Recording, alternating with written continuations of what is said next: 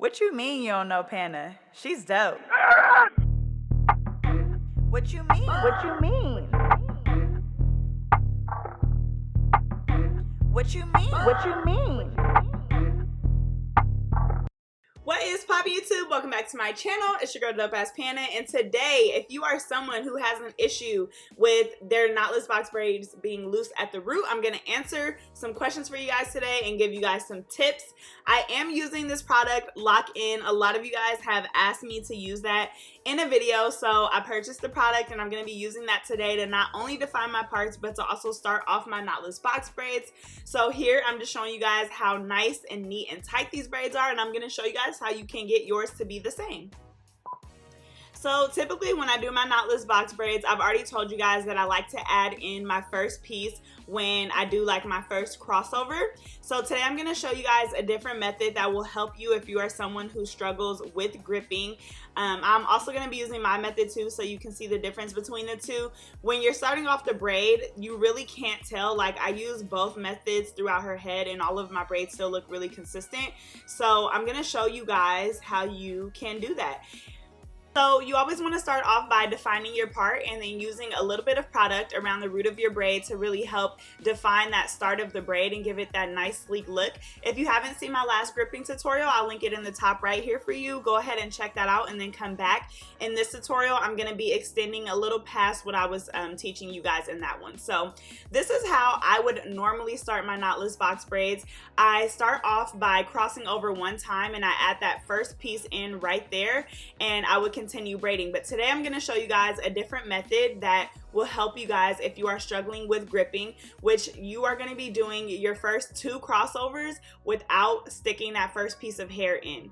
And I'll tell you why I think this is easier for a beginner a little bit later in this tutorial. But here you guys can see I'm crossing over once, I'm crossing over twice, and then I'm going to cross over a third time and bring it back to that first side that we started on. So that was my second crossover. I'm crossing over again there, and then that's where I'm going to add in my first piece.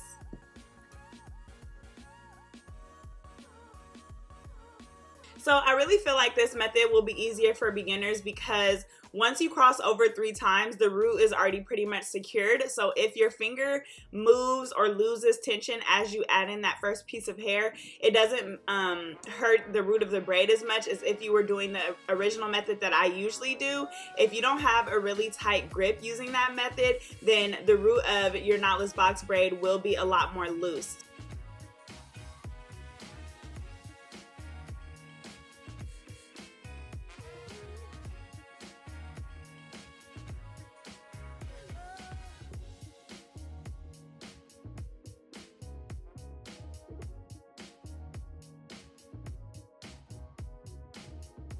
Here, I'm just going to show you guys that method one more time, and I tried to zoom in a little bit closer for you guys so you can see. Most of these braiding clips are in regular speed, so hopefully you guys are able to really see everything that I'm doing here in this clip.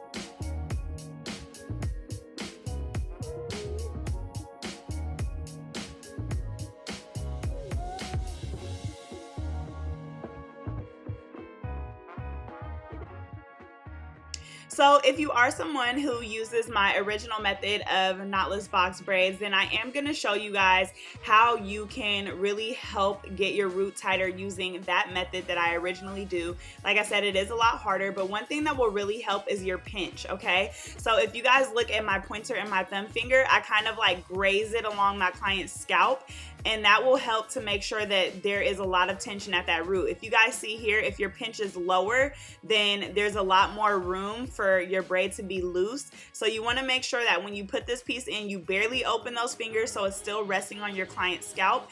And then when you start braiding, it should remain tight at the root. But it's really important to make sure that that pointer and that thumb finger is always as close to the scalp as it can be when you're braiding, especially at the root.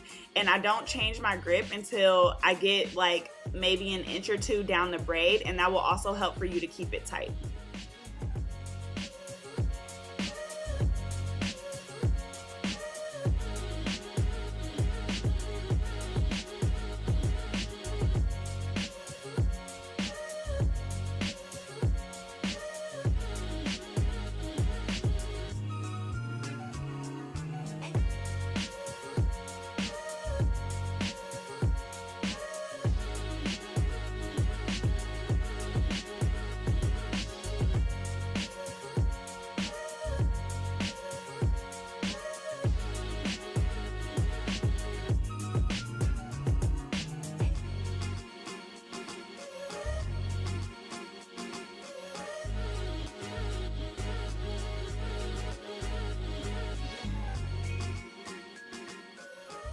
In these next couple clips, I am going to show you guys using that method that I originally do. I just want you guys to really focus on, like I said, that pinch that I was doing, so you guys can really see how I'm keeping everything super close to the scalp and barely opening my fingers every time I add in a piece of hair. If you need to reposition your fingers, then do that. I usually have like a pretty good grip, but I try not to like move my fingers almost at all when I'm adding that piece of hair in.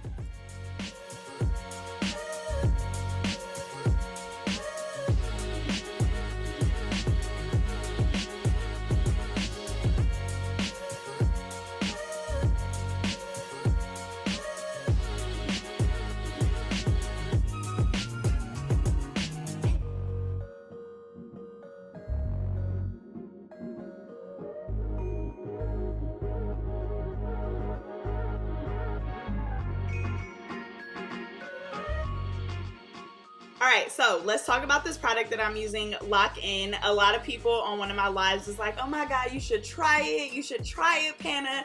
So I went online and this product was $20, and I was like, yeah, it's gonna be a no for me, but I still wanted to purchase it and try it. And I'm really happy that I did, because number one, it is a bomb product, and when I actually saw the size of the bottle, I was like, okay, like I could rock with this. So it comes in 16 ounces, and so far since I've had it, I've already done 3 heads on it, and I still have about half a jar left. And the thing that I really like about it is, number one, the hold is amazing, and a little bit of it goes a long way. So typically when I'm using Shine and Jam, I feel like I do use more product than when I use this. So this is definitely something that I'm gonna have to decide if I want to keep it on my list or not. I think it actually ended up coming out to being like $30 because I had to pay for shipping, which is like one of the only reasons that I may not purchase it again. But if you are someone who wants to try it or who was thinking about it, I really think that it will help you with gripping, because it has a thick consistency, kind of like edge control, but it has a little bit more moisture to it. So yeah, I just wanted to tell you guys, like, I tried it, I'm listening to y'all. Y'all know that I love to try new and different products all the time, so if you have something that you guys want me to try or review for you guys, then feel free to let me know and I'll go ahead and get it done for you guys.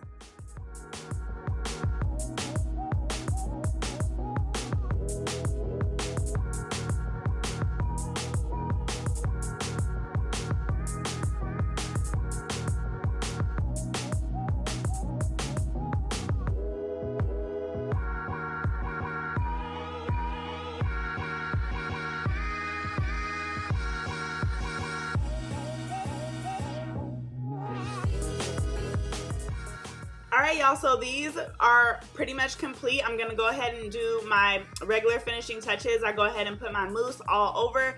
I'll also hit it with the Got To Be hairspray. That's just to help any flyaways lay down. and I trim the ends of them. I never really trim on camera, but I do go through and trim my braids. Maybe one day I'll go ahead and keep that clip in. I think I did it on a live one time, but that usually takes me about 20 to 30 minutes, so I don't always leave that on camera. But I'm gonna go ahead and dip it in my kettle, and I'll come back when I am at my finished look.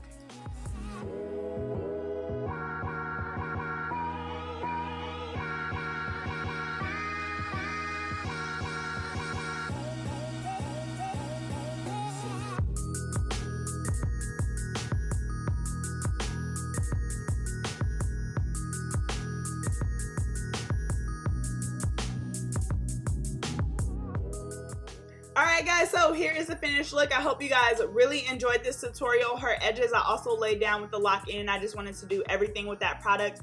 I hope you guys really learned something from this video. I will make sure I link everything that I used in this video in the description section for you guys, because I even used a different braiding hair. So yes, I hope that this gripping tutorial was really helpful for you guys. If it was, make sure you thumbs up, like, comment, subscribe to my channel, click that notification bell so you're notified every time I post, and I will catch you guys in my next video. What you mean you don't know Pana? She's dope. What you mean? What you mean? What you mean? What you mean?